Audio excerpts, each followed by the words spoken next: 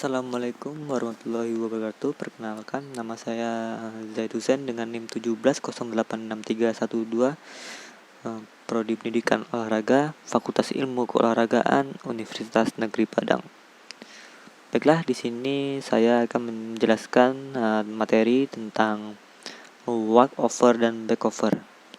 Nah, untuk pertemuan hari ini saya akan menjelaskan terlebih dahulu tentang walkover.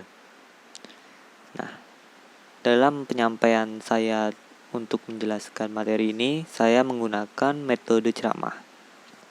Baiklah, langsung saja kita masuk ke dalam materinya. Nah, yang pertama walkover. Nah, walkover ini teknik dasar walkover dalam senam lantai. Anak yang telah menguasai sikap kayang diawali dari sikap diri atau tidur terlentang dan dapat pula melakukan handstand, tidak akan mengalami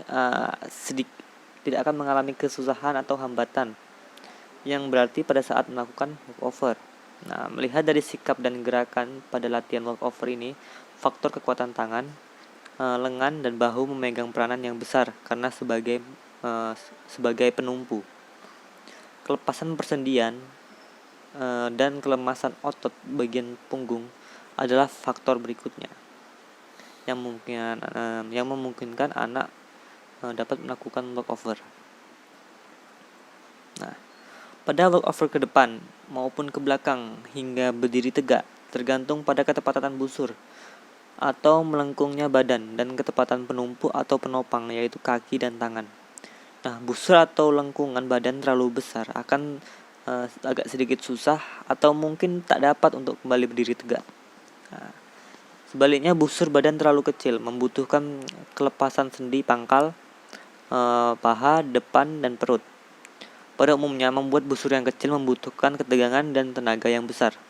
Tetapi pada busur badan yang kecil lebih memungkinkan bagi si pelaku untuk kembali berdiri tegak secara langsung. Pada kedua macam walkover tersebut di atas, dapat berdiri tegak secara langsung tergantung kemampuan memindahkan berat badan ke depan ataupun ke belakang pada kaki ataupun tangan. Yang kaki ataupun tangan yang posisinya itu sebagai penopang. Nah, jadi walkover ini terbagi menjadi dua bagian. Yang pertama yaitu walkover depan, dan yang kedua itu walkover ke belakang. Nah, saya akan jelaskan walkover yang ke depan ini. Nah, walkover yang ke depan, anak melakukan handstand, jatuh ke depan membuat kayang dengan bertumpu satu kaki. Nah, satu kaki yang lain yang datang kemudian dibelakangkan ke muka kaki topang. Nah, kaki yang datang kemudian itu melakukan gerak melangkah pada saat kaki pertama akan mendarat. Jadi seperti itu cara melakukan walkover ke depan. Saya lanjut bagaimana cara melakukan walkover ke belakang. Nah, dalam walkover ini setiap anak dari sikap diri tegak membuat kayang ke belakang. Saat ini walkover ke belakang agak sedikit susah untuk melakukannya, atau apalagi untuk siswa-siswi atau anak-anak yang baru saja memulai belajar senam lantai. Jadi sebelumnya saya sarankan untuk bisa memahami atau bisa mempraktekkan gerakan handstand dan juga kayang. Jika siswa-siswi sudah benar-benar bisa mempraktekkan gerakan handstand dan kayang, maka tidak sesulit, mungkin agak mudah untuk melakukan latihan walkover depan dan walkover ke belakang.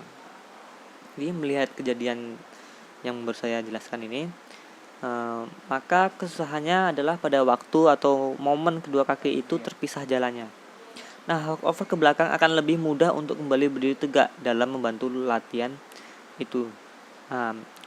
Biasanya guru mengutamakan membantu atau menjaga pada belakang pinggul. Nah, bantuan lain dalam usaha agar siswa ini kembali berdiri tegak adalah dengan mengangkat ke belakang punggung atau salah satu pundak. Nah, kesalahan umum pada walkover ke depan adalah penopang atau kaki pertama yang mendarat, terpatah atau dibengkokkan. Nah, hal-hal yang perlu diperhatikan pada walkover itu, yang pertama, badan agak condong ke belakang, lalu kedua tangan belum mendarat. Demikian tangan mendarat, kaki topang sudah terangkat. Kaki topang mendarat, kedua tangan lepas dari lantai. Lalu kaki topang mendarat, badan tegak. Setelah itu kaki lempar, yang terdepan dirapatkan ke belakang. Nah, jadi seperti itulah penjelasan dari saya tentang walkover. Mungkin untuk pertemuan selanjutnya saya akan menjelaskan tentang backover. Jadi untuk pertemuan kita hari ini cukup sampai sini. Semoga videonya bermanfaat untuk teman-teman di rumah ataupun siswa-siswi yang ada di rumah untuk bisa mempelajari bagaimana cara melakukan walkover ke depan dan juga walkover ke belakang. Oke, sekian dari saya. Terima kasih. Assalamualaikum warahmatullahi wabarakatuh.